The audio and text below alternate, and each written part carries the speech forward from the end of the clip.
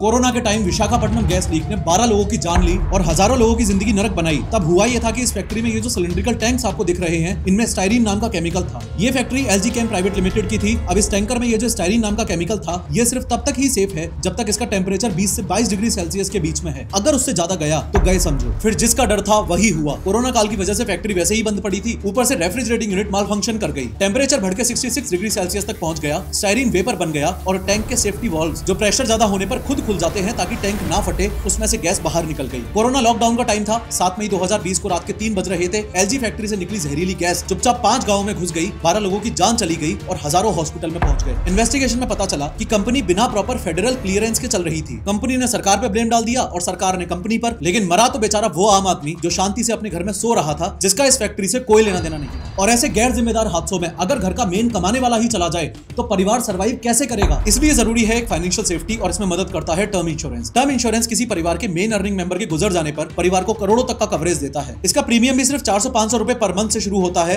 और जितनी कम उम्र में लोगे उतना ही कम प्रीमियम देना पड़ेगा। सरकार ने इंश्योरेंस पर से जीएसटी भी हटा दिया है, यानी सेम प्रीमियम में अब आपको ज्यादा बड़ा कवर मिल सकता है। लिंक मैंने बायो में दिया है, जहां आप सारे ट्रस्टेड इंश्योरेंस पार्टनर्स को कंपेयर करके 15% तक के डिस्काउंट पर बेस्ट टर्म प्लान चुन सकते हो। अभी लिंक पर क्लिक करके अपनी फैमिली का भविष्य सुरक्षित करो।